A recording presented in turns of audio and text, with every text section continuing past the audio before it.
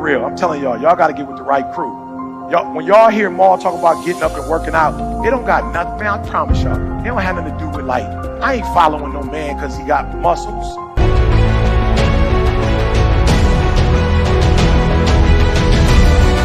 I'm following Maul because he got muscles that come from discipline. Like I promise you, you call Maul, like, yo, Maul, the podcast, you heard the podcast. Yo, Maul, we want you to go see this. They try to, you know what I'm saying, get Maul to see his billboard that's out there. Trying to trick Maul. Maul like, I can't do it. They like, we need you to come right now. He like, this is my workout time. Whatever you trying to show me, work out. I got to work out. I'm trying to get on this scale and be the same height, the same weight I was when I was coming out of college. That's discipline.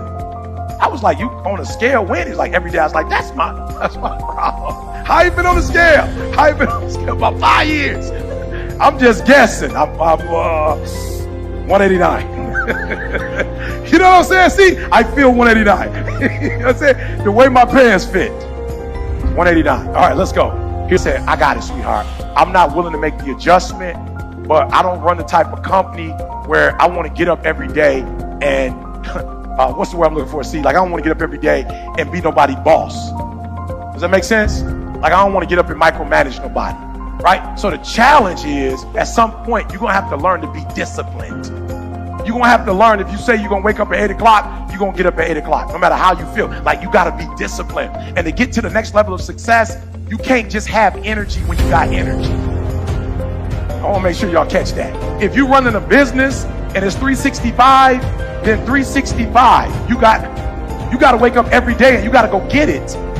Why? Because if you don't hunt, you don't eat. So here's the deal. If you hunted in January and you got enough food for January, you don't get to chill February. You got to get up in February and go get enough food. And so what a lot of us do, we aren't disciplined. Like we're not self-motivated. We're not self-regulated. We need outside people to push us. And that's not how the Creator made us. He didn't make us for all other people to be over us.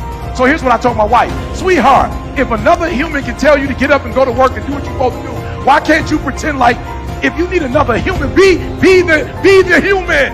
You be that human. If you need somebody to tell you need to lose 100 pounds, be your own voice to tell yourself you need to. Don't go pay nobody $50,000 to lose weight when you can do it yourself. And I'm not saying don't get a person, but at some point you got to cut that person off. Why? Because if you don't have personal discipline, you'll never get to the next level. The next level is not something that's far away. Like Maul said, the next level is execution is not something that, we do, is something that we are. And most of us aren't disciplined. It's like you just go, like you drink, so you just go, you can't tell yourself, you know what, I'm not mad that you drink, but you got to drink during the weekday. Like you drinking in the morning before you go to work. He gone now. He's no longer with us. You're drinking in the afternoon. You're drinking at night. Like I'm feeling you like to drink, but like all day, every day, the weekend, the weekday, and some of you, there are things you like, you have absolutely no control. You are like a slave to you. You are a slave to your personality. You are a slave to some of your vices. You are a slave to some of the things you like. You are a slave. You have absolutely no control. And what I'm telling you is the reason why we fast from time to time is not that we have to fast, but at some point you got to fast because you got to tell the flesh who's in control. I'm in control. You're not in control. I know you don't want to wake up. You don't have an option. Get up. We trying to eat. What's the hard route? The hard route's getting up when you know you need to get up. It's studying when you know you should be studying. It's getting to work on time when you need to be working. It's putting in those extra reps when you know you need to stretch yourself to get stronger. You need to cultivate a different voice in your head, the voice of resilience, of determination, of grit. This is the voice that says, get up, even though you're tired.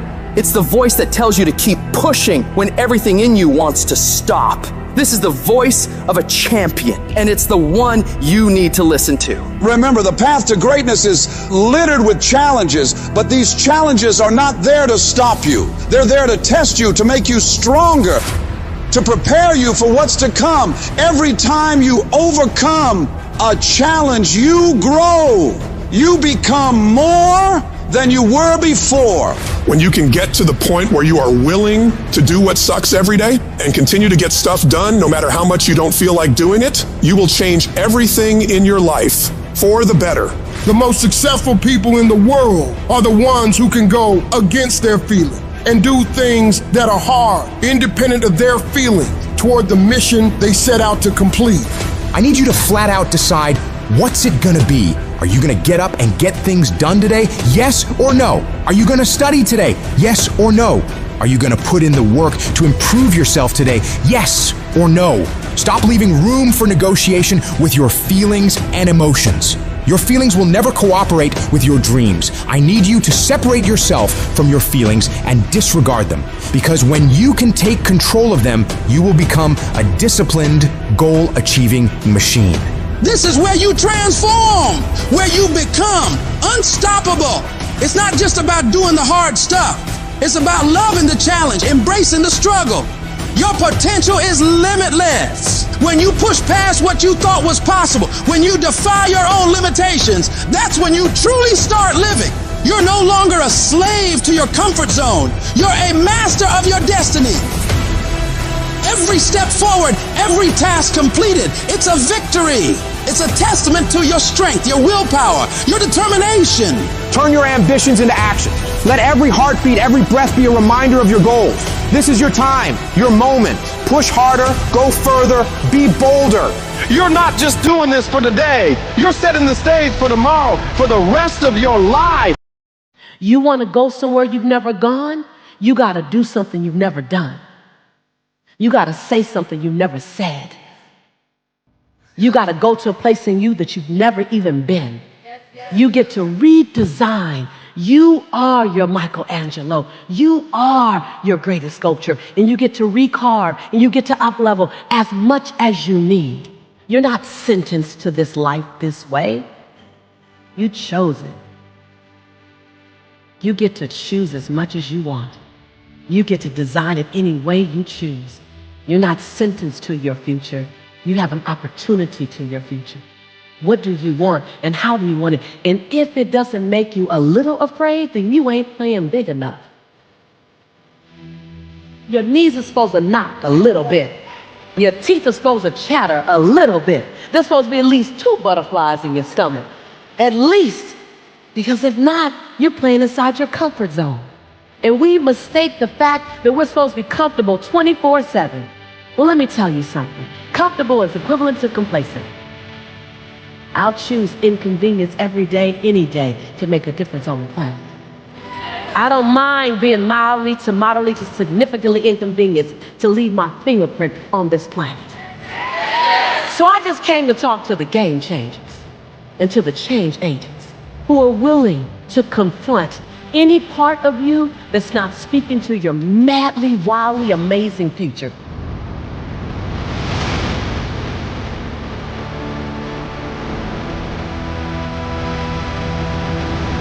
I stand here in my greatness. I own my light.